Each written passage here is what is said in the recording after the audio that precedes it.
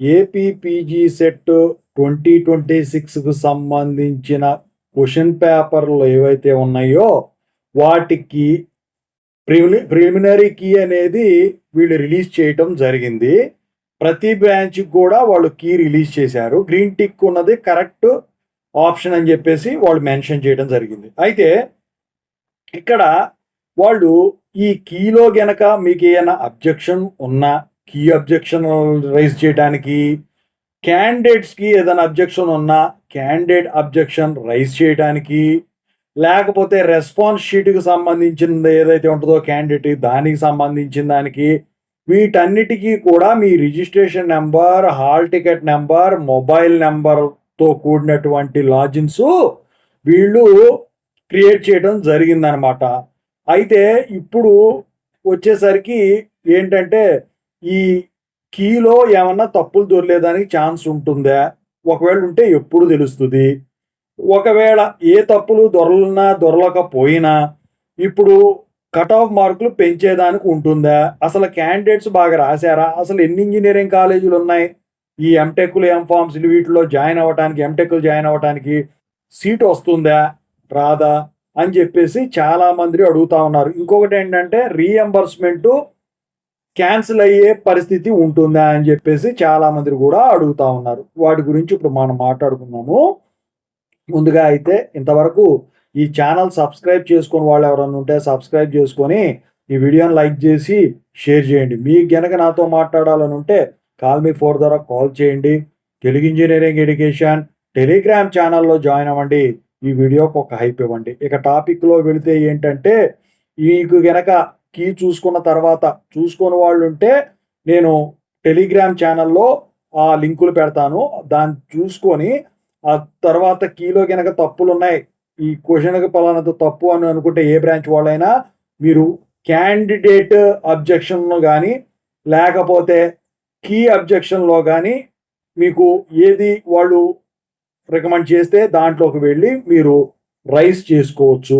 Rise చేసుకున్న తర్వాత వాళ్ళు అది కనుక కరెక్ట్ అయితే వాళ్ళ అబ్జెక్షన్ని స్వీకరించి మీకు న్యాయం చేస్తారు. ఇక ఆ తర్వాత దానికి సంబంధించిన కట్ ఆఫ్ మార్కులు పెడతారు. క్వాలిఫై మార్కులు మీ అందరికీ తెలుసు కేటగిరీ వైజ్గా మారుతూ ఉంటుంది. అయితే ఇక్కడ ఈ సంవత్సరం కట్ ఆఫ్ మార్కులు మరి ఎక్కువ ఉంటాయా అంటే మీరు ఒకటి గమనించాలి. ఇది గవర్నమెంట్ జాబ్ కాదు, హయ్యర్ ఎడ్యుకేషన్ కోసం కండక్ట్ చేసే సెట్ కాబట్టి నాకు తెలిసి అంత పర్ఫెక్ట్గా ఒక గేటుకు తప్ప, గేటుకు ప్రిపేర్ అయ్యి గేటుకు క్వాలిఫై కాకుండా పీజీ సెట్ రాసిన వాళ్ళు తప్ప మిగతా వాళ్ళు ఎవరైతే ఉన్నారో చదువులు కంప్లీట్ చేసుకున్న వాళ్ళు లైట్ తీసుకుంటారు, ఎక్కడ వచ్చినా సీటు పర్లేదని చెప్పేసి. అందుకని చెప్పేసి పీజీ సెట్ కట్ ఆఫ్ వచ్చేసరికి తక్కువే ఉంటుంది, గవర్నమెంట్ జాబ్స్ లాగా ఎక్కువ ఉండవు. మరి సీటు వస్తుందా రాదా క్వాలిఫై అయితే మీరు గమనించాలి. ఇక్కడ మొత్తం మీద ఆంధ్రప్రదేశ్ మొత్తం మీద దాదాపుగా 400 కాలేజీలు ఉన్నాయి, యూనివర్సిటీలు అయితేనేమి అన్నీ కలిపి. అందుట్లో 350 ప్రైవేటు గవర్నమెంట్ కాలేజెస్ కూడా ఉన్నాయన్నమాట. అయితే ఇందుట్లో ఫర్ ఎగ్జాంపుల్ 300 కాలేజీలు అనుకున్నాం. 300 కాలేజీలో ఫర్ ఎగ్జాంపుల్ సిఎస్సి గ్రూప్ ఉందనుకున్నాం. ఎట్లా కాదన్నా 18 సీట్లు ఉన్నాయి ఒక బ్రాంచ్కి.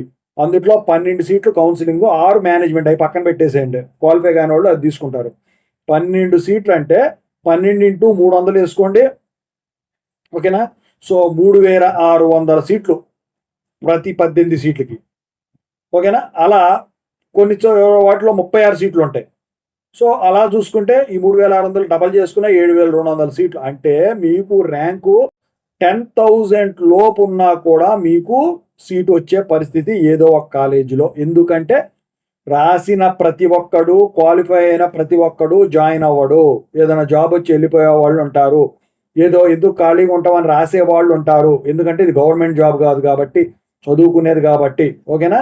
సో ఇక ఇంకోటి ఏంటంటే విషయం, సాఫ్ట్వేర్లు ఈ జాబులు దొరకట్లేదు కాబట్టి క్వాలిఫికేషన్ పెంచుకోవాలనుకునే వాళ్ళు కూడా ఎక్కువ మంది రాస్తూ ఉన్నారు ఏపీలో. తెలంగాణలో అంత ఎదిగలేదు కానీ ఏపీలో బాగానే రాస్తూ ఉన్నారు.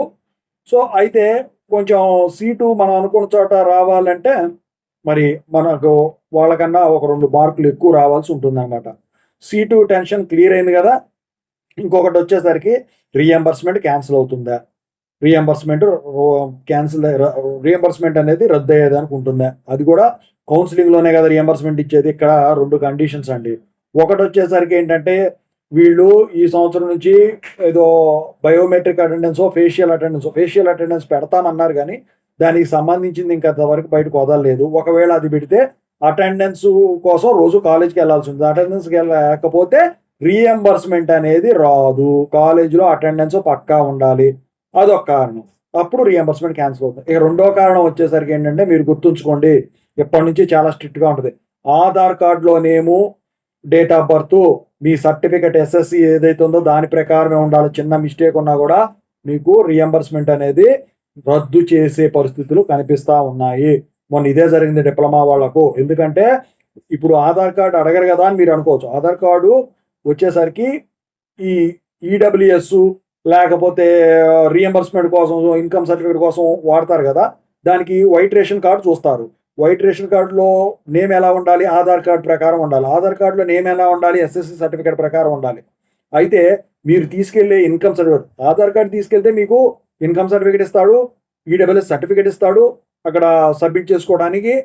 కానీ మీరు ఎస్ఎస్సిలో డీవియేషన్ విత్ ఆధార్ కార్డు ఉంటే, ఎందుకంటే అప్పుడు తప్పులు దొరికినాయి కాబట్టి, ఉంటే గనక ఇక్కడ ఏంటంటే అక్కడ ఎస్ఎస్సి సర్టిఫికేట్ ప్రకారం మీకు అన్ని క్వాలిఫికేషన్ సర్టిఫికేట్లో నేములు వస్తాయి కాబట్టి వాటి ప్రకారం మీరు అప్లికేషన్లో ఇస్తారు కాబట్టి ఆ అప్లికేషన్ నేము ఇక్కడ ఆధార్ కార్డులో మీరు యూజ్ చేసి రేషన్ కార్డు ద్వారా ఈడబ్ల్యూఎస్ ఇన్కమ్ సర్టిఫికేట్ ఏదైతే తీసుకున్నారో ఆ రెండు మిస్ మ్యాచ్ అవటం వల్ల ఇక్కడ మీకు రీఎంబర్స్మెంట్ అనేది రద్దు అవుతుంది. రీఎంబర్స్మెంట్ అనే నిధులు రావు.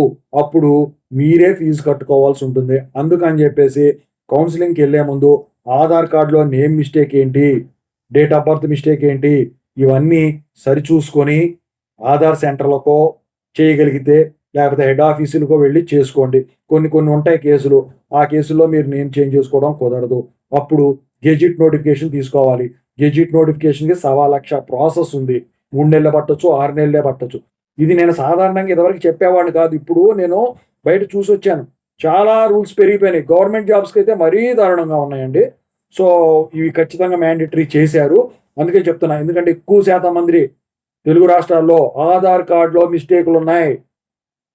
మీరు అడగొచ్చు, మీ సేవకో సచివాలయాలకో వెళ్తే ఆధార్ కార్డు ఇస్తే మాకు ఇస్తున్నారు కదా ఈడబ్ల్యూఎస్ సర్టిఫికెట్, ఇన్కమ్ సర్టిఫికేట్ అంటే వాళ్ళు ఇస్తారు, ఆధార్ కార్డు తీసుకుంటుంది. దానికి మీరు డ్రైవింగ్ లైసెన్స్ ట్రై చేయండి. డ్రైవింగ్ లైసెన్స్లో కూడా సేమ్ నేమ్స్ ఉంటేనే మ్యాచ్ అవుతుంది.